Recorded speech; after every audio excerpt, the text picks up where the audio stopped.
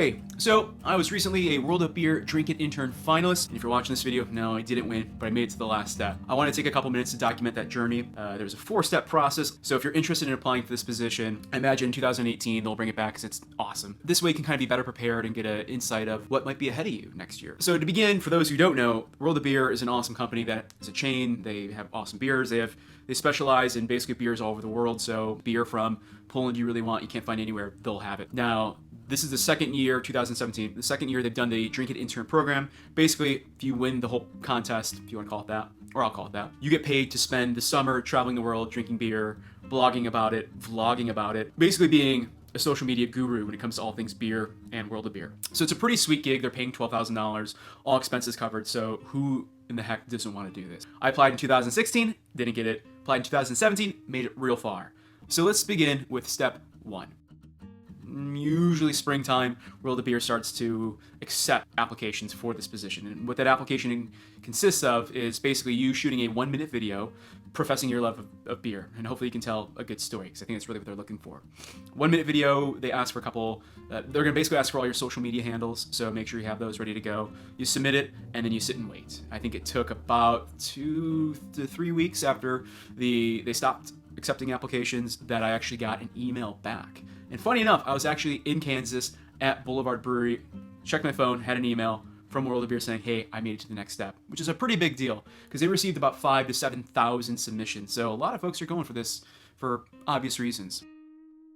Is a live interview. Now, they had 9 different World of Beer locations throughout the US. I live in Illinois. My location was in St. Paul, Minnesota at a World of Beer. So I made it to St. Paul, Minnesota. It was at a World of Beer, and there was about 18 of us there. 18, I guess you could say, semi-finalists basically interview for this position. And they had 3 judges who were usually, they had like a brewmaster from a local brewery, a World of Beer manager type of figure, and then a third person who could have been a writer or critic. I was on stage for about 10 minutes. We were all allotted about 8 to 10 minutes to essentially sell yourself on why you'd be good for the role. And that was it. Drove back home, and about 5 days later, got an email saying, hey, you did awesome, you impressed them, you were moving on to step 3. Was to shoot another 1-minute video, essentially telling the story of one of your favorite beers. You had to interview somebody in it. I got really lucky. I got to interview one of the co-owners of Miskatonic Brew. They make some really good stuff.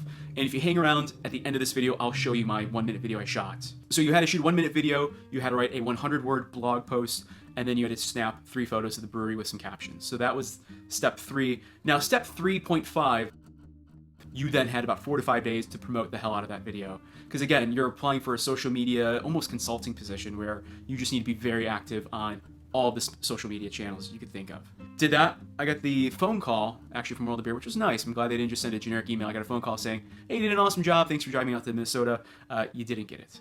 Now, I was up against some really talented folks, so I get it. However, if I were to have gotten it, the last step, stage 4, would have been a Skype interview, with whom I imagine would have been corporate folks with World of Beer. And then I imagine if you've made it that far, you probably got the gig. So that was a really quick snapshot, but it was a kind of a longish process, but they did it really quick. Like I said, after the live interview, it was like 4 days later this, 3 days later that. So once the ball started to get rolling, it took off. And I'll probably do another video on how you can make that 1-minute video, the first one, really pop and appeal to them. So that was my journey as a Drink It Intern finalist. I had a lot of fun. Got to meet some cool people along the way, and I'll definitely be going for it again in 2018. Fingers crossed. Last but not least, I'm going to end this video by showing you my 1-minute video I shot, and I had a lot of problems with this video.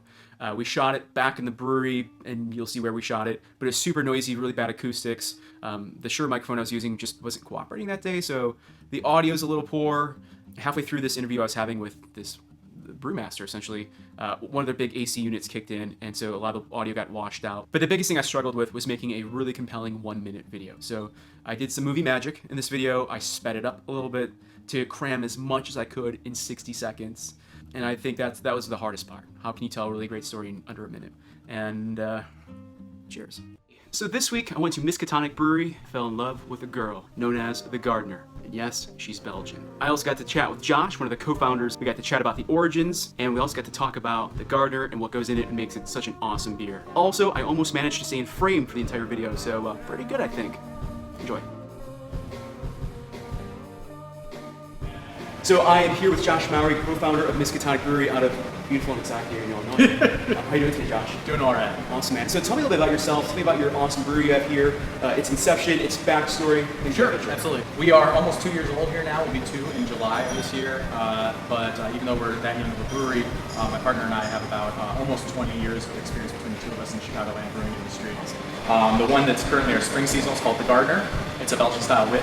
And Belgian style wit, that's a style that uses coriander and orange peel as botanicals that are in traditionally that style. We wanted to pull those out and use a different set of botanicals we found interesting. So lavender, lemon peel, and vanilla.